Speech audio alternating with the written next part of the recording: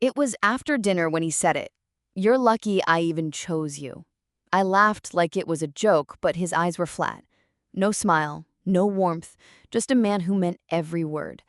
Marcus had been saying little things like this for months, but tonight felt different. The way he looked at me across our kitchen table, like I was some charity case he'd taken pity on.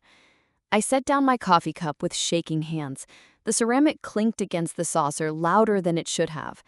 "What's that supposed to mean?" I asked, trying to keep my voice steady. He just shrugged and walked away, leaving me sitting there with his words echoing in my head. That's when I realized maybe I wasn't the lucky one after all. Maybe Marcus wasn't the prize I thought I'd won. When I was younger, men pursued me. I wasn't the last pick at anything.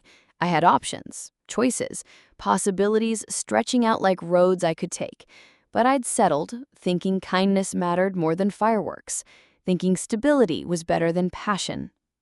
Marcus had seemed safe when we met 5 years ago at that coffee shop downtown. He was polite, held doors open, brought me flowers on our third date. My friends thought he was perfect for me. "He'll take care of you," they said. "He's reliable." I thought I was being smart, choosing the steady guy over the exciting ones. But somewhere along the way, his kindness had rotted into contempt. His reliability had become a weapon he used to make me feel small. Now I wondered if I'd made the biggest mistake of my life. That night in bed, he mumbled another woman's name, not mine. "Sarah," he whispered into his pillow, his voice soft and tender in a way he never spoke to me anymore. I froze, my heart hammering against my ribs. Sarah.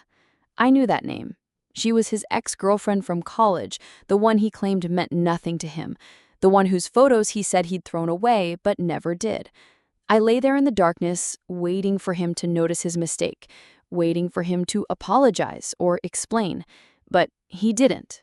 He just rolled over and started snoring, leaving me staring at the ceiling until dawn. I spent the rest of the night wondering how long he'd been thinking about her when he looked at me, how long I'd been a placeholder for someone else. Just before you continue to watch, please subscribe to this channel and like this video. It would encourage and help us keep creating amazing content for you. All right, back to the story. Weeks later, at my neighbor Mrs. Henderson's funeral, my ex-boyfriend David handed my husband an envelope. "Read it later," he said, tears streaming down his face. His hands shook as he passed the letter to Marcus. I hadn't seen David in 3 years, not since he moved across town after we broke up. He looked older, thinner, like grief had carved pieces out of him. Marcus took the letter with a confused laugh, the kind you make when you don't understand what's happening. "What's this about?" Marcus asked, but David was already walking away, his shoulders shaking with quiet sobs. I watched my husband tuck the letter into his jacket pocket, his face puzzled. Something cold settled in my stomach. I never saw Marcus laugh uncomfortably like that again. Whatever was in that letter changed everything. On the drive home, Marcus kept staring at me through the rearview mirror. His knuckles were white against the steering wheel, and I could see the tension in his jaw. Every few seconds, his eyes would dart to mine in the reflection, searching for something I didn't understand.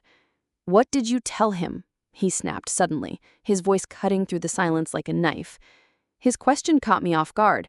I'd barely spoken to David at the funeral, just a polite hello and condolences from Mrs. Henderson. "Nothing," I said honestly. "I hardly talked to him."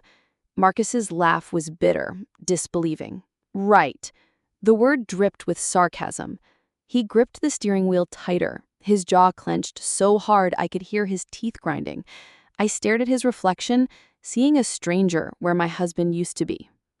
That night, he locked himself in his office with the letter. I heard the click of the lock, then nothing. Usually, Marcus was loud when he worked late, typing on his computer, talking on phone calls, shuffling papers. But tonight, there was only silence. I pressed my ear to the wooden door, straining to hear something. Anything. No sound of crying, no angry muttering, no rustling of paper. Just complete, heavy silence that made my skin crawl. I stood there for 20 minutes, waiting for some clue about what the letter contained.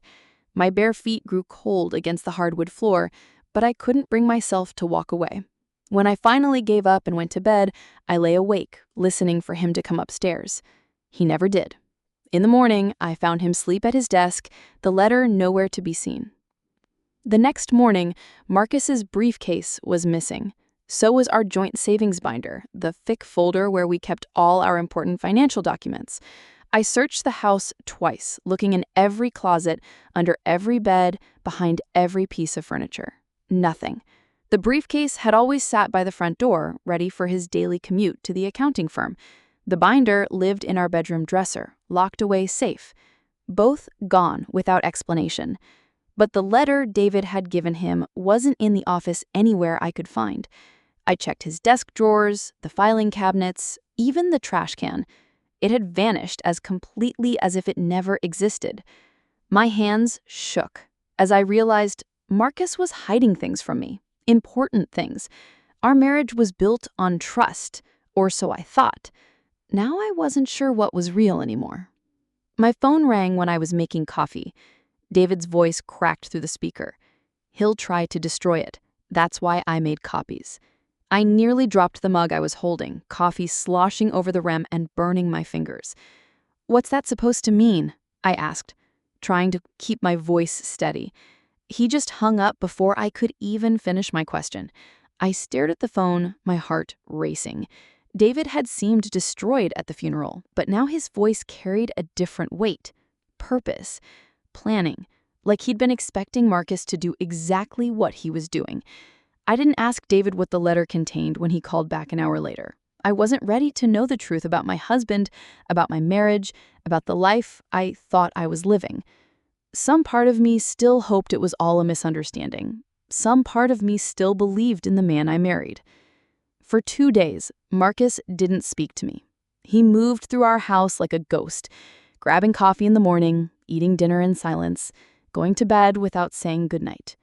I tried to break the tension with normal conversation, asking about his day, mentioning plans for the weekend, but he acted like I wasn't there. Then, suddenly, he was overly sweet. Flowers appeared on the kitchen counter. He brought home takeout from my favorite Thai restaurant. "You're my everything," he whispered, pulling me close and kissing my forehead. But his hands trembled when he touched me, and his eyes darted away when I tried to read them. The fear I saw there made my blood run cold. This wasn't love or affection. This was desperation. He was afraid of something, and he was trying to buy my silence before I even knew what I'd witnessed. I caught him sneaking out at 2 a.m. I'd been lying awake, staring at the ceiling, and replaying everything that had happened since the funeral. The missing briefcase, the strange phone calls, his sudden mood swings. When I heard the bedroom door creak open, I pretended to be asleep. Through barely open eyes, I watched Marcus dress in the darkness, moving carefully so he wouldn't wake me. He grabbed his keys from the nightstand and crept toward the stairs. I waited until I heard the front door close, then rushed to the window. His car was already pulling out of the driveway, headlights cutting through the darkness. When he saw me watching from the window, he stopped the car and looked up. Even from 3 stories up, I could see his mouth moving, whispering something. Then he slammed the accelerator and disappeared into the night. I stood there until sunrise, wondering where he'd gone. My phone buzzed at exactly 7 a.m. David's name flashed on the screen, and this time I answered immediately. His words cut through my morning haze like ice water. "You deserve the truth, but it will ruin you too." My coffee cup slipped from my hands, shattering against the kitchen tile. "What truth?" I demanded, but he was already talking over me. "Meet me at Riverside Park, the bench by the duck pond. Come alone and don't tell Marcus." Every instinct told me this was dangerous, that I should hang up and pretend this conversation never happened. But I thought about Marcus sneaking out in the middle of the night, about the missing documents, and about the way he looked at me like I was his enemy. "When?" I asked. "1 hour," David replied. "And Sarah, bring tissues. You're going to need them." He hung up before I could ask why he'd called me Sarah. That wasn't my name. At the park, David looked like he'd aged 10 years in the past week. His usually neat hair was messy, his eyes were red-rimmed, and his hands shook as he handed me a second letter. "You were never supposed to be part of this," he said, his voice barely above a whisper. People walked by with their dogs and children, living normal lives while my world crumbled on a park bench. David's tears fell onto the envelope as he pressed it into my hands. I tried to warn him years ago. I tried to make him stop before someone else got hurt. His shoulders shook with quiet sobs. But he just moved on to the next target, to you. I stared down at the letter, my name written across the front in handwriting I didn't recognize. Feminine handwriting. Careful and neat, like someone had taken time to make it perfect. "Don't read it here," David begged. "Please, wait until you're somewhere safe." That night, I locked myself in the bathroom and unfolded the letter with trembling fingers. The first line made my knees buckle. "Your husband's real name isn't the one you know." I sank to the cold tile floor, reading words that destroyed everything I thought I understood about my life. Marcus Williams wasn't his real name. It was an identity he'd stolen from a dead man in Ohio 5 years ago. The man I married, the man I shared a bed with, the man whose last name I'd taken was a complete stranger. I read the letter 3 times before it sank in. According to the pages in my hands, my husband was actually named Robert Chen, and he'd been running from a criminal investigation when he met me. I was his perfect cover, a naive woman who asked no questions and believed every lie. I dropped the letter and threw up in the toilet, my body rejecting this new reality. My hands shook as I logged into our online banking. I'd never checked the accounts without Marcus before. He handled all our finances. But now I scrolled through months of transactions, looking for anything suspicious. There, several transfers over the past 2 weeks. Thousands of dollars moved to an account I'd never seen before. The name on the receiving account made my blood freeze. Robert Chen, the same name from the letter. Marcus had been slowly draining our savings, moving money to accounts under his real identity, preparing to disappear just like he had before he met me. I calculated the missing amount, nearly $30,000, our entire emergency fund, our vacation savings, money I'd earned from working overtime at the hospital, all gone to fund another of his escapes. I was just another mark he was preparing to abandon. I confronted him the moment he walked through the door. "Who are you?" I demanded, standing in our entryway with printed bank statements in my hands. Marcus stopped dead, his briefcase dropping to the floor with a heavy thud. For a moment, his mask slipped, and I saw something cold and calculating in his eyes. Then he smiled, that charming smile that had made me fall in love with him 5 years ago. "What kind of question is that, honey?" But his voice was different now, harder. "I know about Robert Chen. I know about the money transfers. I know everything." His smile disappeared. "You wouldn't survive without me," he said, stepping closer. His voice was calm, almost conversational, but there was a threat under every word. "Don't bite the hand that feeds you." The man standing in my hallway wasn't my husband anymore. He was a stranger wearing Marcus's face. My phone buzzed with a text from David. A photo appeared on my screen that made me gasp out loud. It showed Marcus, but younger, maybe 10 years ago, standing next to a woman with dark hair and kind eyes. She was holding a baby, and both of them were smiling at the camera like they were the happiest family in the world. The caption underneath read, "He walked away from us too." I stared at the photo until my eyes watered. The woman looked tired but happy, like she thought she'd found her forever person. The baby couldn't have been more than 6 months old, tiny and perfect in her mother's arms. Marcus had his arm around both of them, looking proud and content, just like he'd looked with me in our wedding photos. Her name was Jennifer. The baby was Michael. "He never told you about them, did he?" David texted me. My heart broke for this woman who'd trusted the same lies I had. I waited until Marcus was in the shower, then broke into his locked office. The key was hidden in the same place he'd kept it for years, taped under his desk drawer.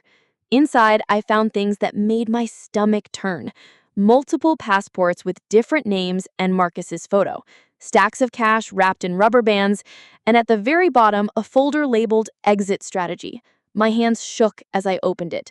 Inside were divorce papers with my signature forged at the bottom. The document was dated 6 months ago, during a time when I thought our marriage was improving, but Marcus's signature line was blank, waiting to be signed when he was ready to disappear again. There were plane tickets to Costa Rica, a country with no extradition treaty with the United States. Everything was planned, organized, ready. He'd been preparing to abandon me for months, while I cooked his dinner and ironed his shirts. David met me at a 24-hour diner downtown, sliding a small digital recorder across the sticky table. "Press play," he whispered, glancing around nervously like he expected Marcus to appear at any moment. The recording was grainy, but clear enough to understand. My husband's voice filled the space between us. The identity swap was perfect. Marcus Williams died in that car accident, and nobody ever questioned it. I just had to wait long enough for the heat to die down from the Jennifer situation. Another man's voice responded. "What about the new wife?" Marcus laughed, cold and calculating. "Sarah? She's useful for now. Keeps me looking stable and normal. When I'm ready to move again, I'll just leave her with nothing. By the time she figures out what happened, I'll be long gone." I pressed stop, my hands trembling so hard I nearly dropped the device. The recording was dated 2 months ago. I confronted him with everything. The recording, the photos, the bank transfers, the fake divorce papers. I spread it all out on our kitchen table like evidence in a courtroom. Marcus walked in from work and stopped dead when he saw the display. For a long moment, we just stared at each other across the wreckage of our marriage. Then his face twisted into something ugly, something I'd never seen before. "If you expose me, you lose everything," he said quietly. His voice was calm, but his eyes burned with rage. "Remember, your comfort, your house, your car, your lifestyle, it all depends on me staying free. You turn me in, and you'll have nothing left but the satisfaction of watching me go to prison. Is that really worth it?" He picked up one of the bank statements, crumpling it in his fist. "Think very carefully about what you do next, Sarah, because there is no going back from this conversation." David called me that night, his voice urgent. "You have to make a choice," he said. "Jennifer wants justice for what he did to their family. She's been waiting 5 years for someone to help her prove who he really is." I pressed the phone closer to my ear, hearing the desperation in his words. "She has evidence, Sarah. Financial records, DNA from the baby, witnesses who saw them together. If you testify about what you've learned, we can finally stop him from doing this to anyone else." But I hesitated. Despite everything, I still loved pieces of the man I thought Marcus was. The man who brought me coffee in bed on Sunday mornings. The man who held me when I cried after my mother's funeral. "He'll destroy you financially before this goes to court," David warned. "You know that, right?" I did know, but some part of me hoped we could work through this, that the marriage wasn't completely built on lies. Everything changed when I found the last letter. It was hidden in a book on Marcus's shelf, tucked between the pages like a pressed flower. But this letter wasn't from David or from some mysterious source.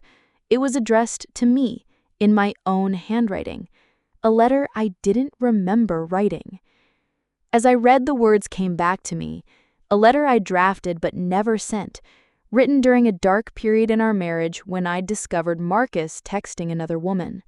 I'd poured my heart out onto paper, threatening to leave him if he didn't stop lying to me, but I'd never sent it. I'd hidden it away and tried to forgive him instead. Now I realized Marcus had found it, kept it as insurance. At the bottom, in different handwriting, someone had added, "My child will grow up knowing the truth. Yours never will." The handwriting matched the first letter David had given Marcus.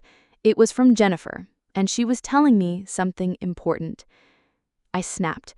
Everything I'd been holding back, the anger, the betrayal, the humiliation of being played for a fool, came pouring out at once.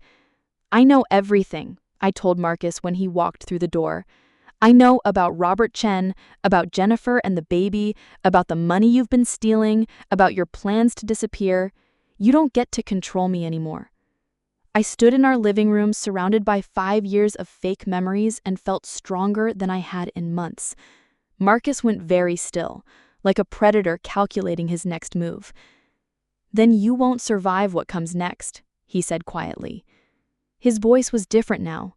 No more pretending to be the loving husband. This was Robert Chen talking, the man who abandoned a woman and baby without a backward glance. "You have no idea what I'm capable of when someone threatens my freedom." The next morning, I woke up to find our bank accounts completely drained. Not just the joint accounts, Marcus had somehow accessed my personal savings, the money I'd inherited from my grandmother, even my retirement fund. Everything was gone. I sat on our bed with my laptop, staring at balances that read zero across the board. He'd stolen over $200,000, leaving me with nothing but debt and monthly bills I couldn't pay. Then my phone rang. David's voice was calm, almost businesslike. "Check your email." An electronic transfer notification showed $50,000 deposited into a new account he'd opened in my name. "Half of what he stole," David explained. "Jennifer and I have been tracking his accounts for years. When he moved the money this morning, we were ready. We took back what we could before he could disappear with it." I stared at the screen, realizing that while Marcus thought he was destroying me, David and Jennifer had been 10 steps ahead. 3 police cars pulled into our driveway at exactly 6 a.m. I watched from our bedroom window as officers surrounded the house, their hands resting on their weapons. Marcus was already awake, sitting at the kitchen table with a cup of coffee like he'd been waiting for them. When they knocked, he answered the door calmly, his hands raised in surrender. "Robert Chen, you're under arrest for fraud, identity theft, and child abandonment," the lead officer announced. As they read him his rights, he turned back to look at me standing in the doorway. There was no anger in his eyes anymore, no calculation or manipulation, just exhaustion. "There's something on the table," he called out as they loaded him into the patrol car. "One last thing you should know." On our kitchen table was a handwritten note in his careful script. "You'll never know which part of me was real." Underneath was a photograph I'd never seen before. Marcus and I on our first date, both of us smiling and happy. On the back he'd written, "This was real. Everything else was survival." Now I sit in the empty house we used to share, surrounded by the remnants of a life that was mostly lies. Marcus is gone, locked away, awaiting trial for crimes that span multiple states and identities. David checks on me sometimes, guilt-ridden about the role he played in bringing this truth to light. Jennifer and I have spoken on the phone twice. She's kind but distant, focused on raising a son who will grow up knowing his father chose to disappear rather than face his responsibilities.